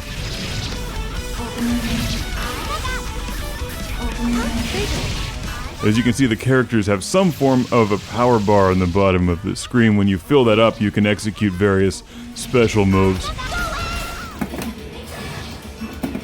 If you can tear your eyeballs away from the backgrounds long enough to appreciate the character designs, I think you'll find this is one of the most attractive games out there right now.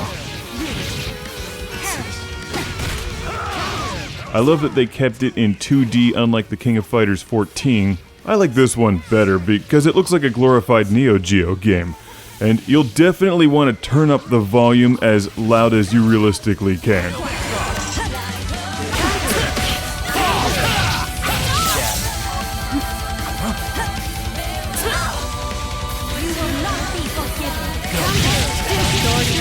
The soundtrack in Blazblue fits the gameplay perfectly, and it plays so well. It's a fantastic fighting game, a must-have for your collection if you're into these. Blazblue, Chrono Phantasma Extend.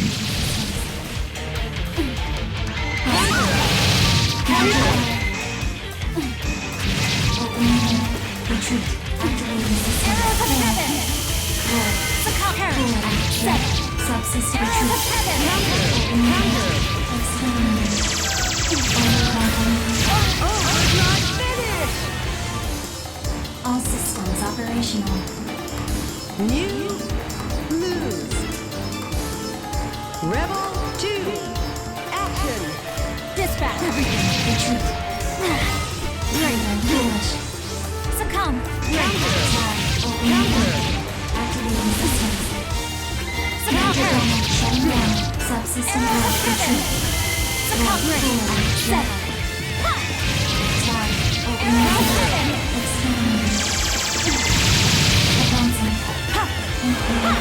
Arrows of heaven!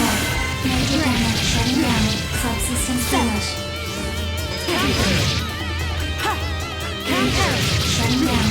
Subsystem action. Sword of decimation! Sword of decimation! Retreat. Wisdom of the divine! Feel the wrath of the heavens! Accounted for. Reversed. Perish. Major error. Set. Subsystem shutting down. Major subsystem. Subsystem shutting down. Are you okay? A magic sword might be more useful than a gun.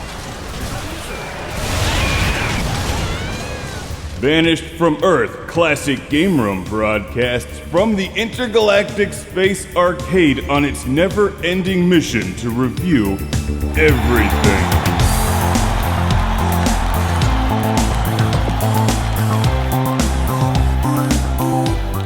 Welcome to Classic Game Room. The first CGR Mark III kicks off 2016 with my Game of the Year from 2015, the amazing Earth Defense Force 4.1 EDF. Thank you to everyone who backed Classic Game Room on Patreon. You literally saved the show, and with it, the entire future of existence. Now, sit back and relax, watch as I blow up some space bees in Earth Defense Force 4.1 with the reversible packaging. There's one side, and then you can take it out and flip it over, and you get that side. Kill it with fire. Wait, no, it's the other side there. There it is, kill it with fire. The professionalism will continue. The citizens are being attacked! Fire! Save them!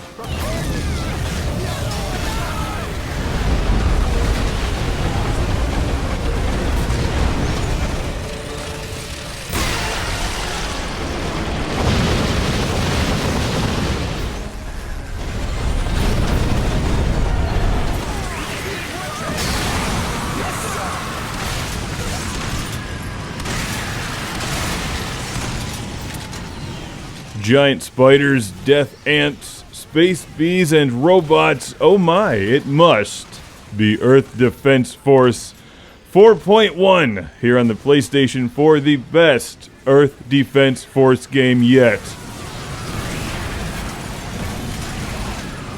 This is basically a remastered version of Earth Defense Force 2025, but if you played that game, you know it has issues. At least the PlayStation 3 version did. It simply could not keep up with the game and just ground to a halt. When the screen filled with enemies, the game would just shut down, and that's kind of a problem when the screen is like this half the time. It's Earth Defense Force after all. EDF! EDF! Well, I'm glad to see they fixed those problems. This runs like a hot missile through the face of a space bee. EDF!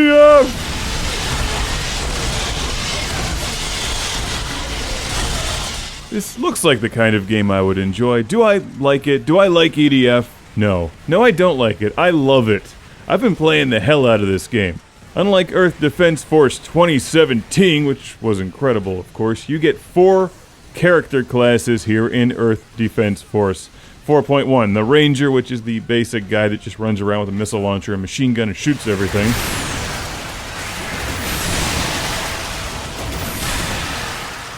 Here's the Wing Diver, the nice lady that flies around with lasers and body armor.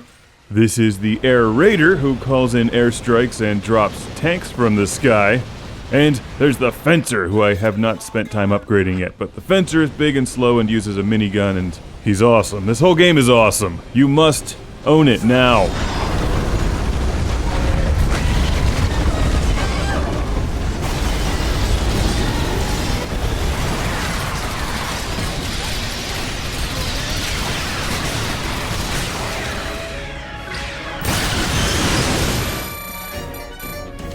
I beat the game as Ranger, he's pretty awesome, and now I'm leveling up Wing Diver and Air Raider. Beyond the sheer magnificence of it all, EDF is all about grinding.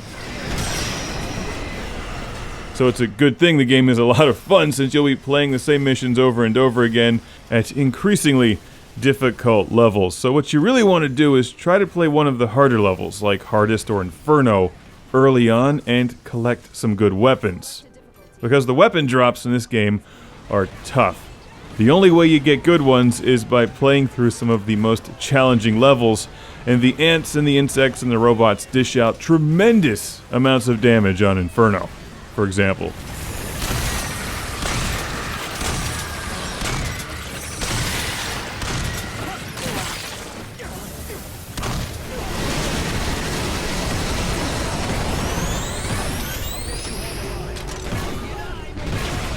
So here's what you do. Eventually, you'll get enough health to survive, and you'll get a couple weapons that are sufficient. Go in split screen with you and either a friend, or just leave your other character sitting behind a building somewhere if it's just you. Kill all of the aliens on an easy level. I suggest level 2, played at Inferno, and then, if you already have your one character leveled up, fly around with the other one like Wing Diver and collect all of the weapon drops with one alien left on screen. That's how you get some good firepower early on, but to be honest, this game is really made for multiplayer, either local, split-screen multiplayer, or online multiplayer.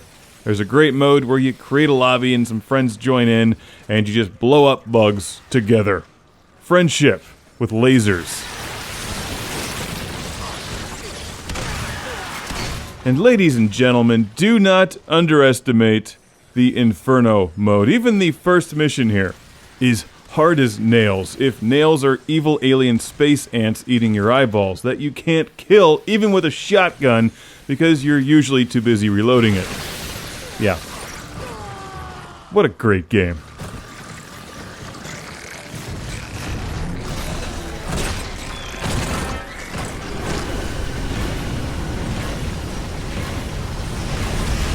After I get my insides ripped out by alien insects, I like to go back and play a few more missions on normal, just to collect some more health and, well, have fun actually destroying things. That can't destroy me because I've got a lot of health points by now. Don't forget to pick up the armor drops and obviously the weapon drops and the health. If you've been watching Classic Game Room for a while, odds are you've heard me talk about Earth Defense Force and EDF. Well, it's never too late to join. The EDF is always recruiting. If you don't have a PlayStation 4, I will happily send you over to Earth Defense Force 2017 on the Xbox 360. That's my second favorite EDF game, and it's amazing and also really cheap. This is an enormous game with something like 90 missions, and while most of them seem like repeats of themselves, it's Earth Defense Force. It can do whatever it wants to do as long as it plays well, which it does. There's loads of wild weapons to collect, split screen is terrific, and it's even got online gameplay. There's never been a better time to shout EDF than right now. Because as I'm recording this in 2016, you know what next year brings. That's right, Earth Defense Force 2017. For real.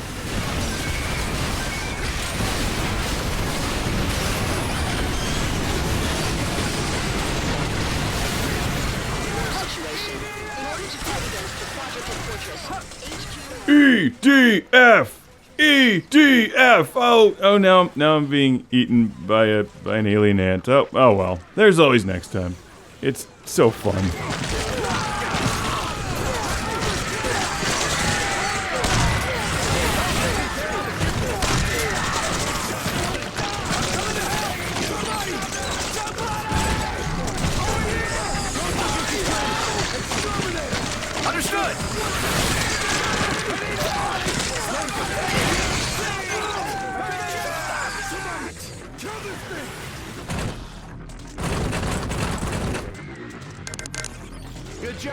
EDF!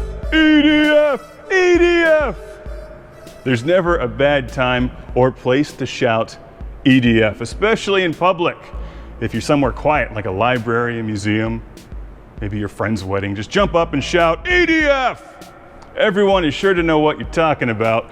Welcome to the first Classic Game Room extended cut review. For some of these games like Earth Defense Force, I record hours and hours and hours of footage, so I'm going to chop some more of it together with some more explosions and space bees being blown up and talk a little bit longer. So sit back and relax, enjoy some EDF, and then play some EDF because this game is great. EDF! Woo!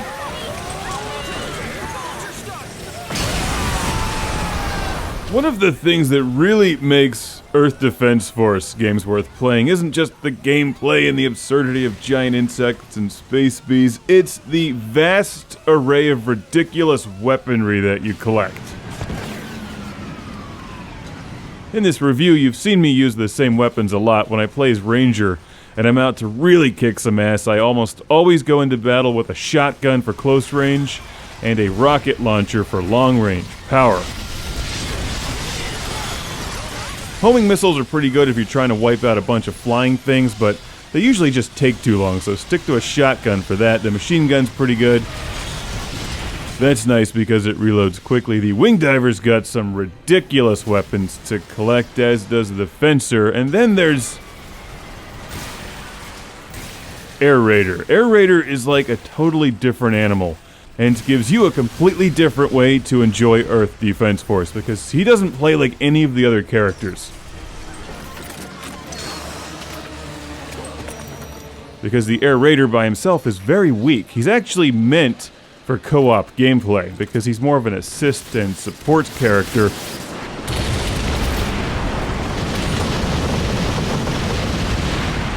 I absolutely love calling in airstrikes and driving into enemies with tanks, because he drops tanks from the sky. Who doesn't want to drop tanks from the sky? I do.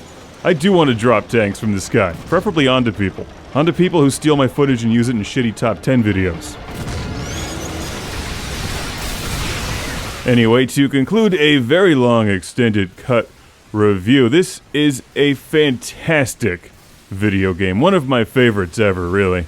It runs reasonably smoothly, about 10,000 times better than Earth Defense Force 2025. You really shouldn't even compare the two.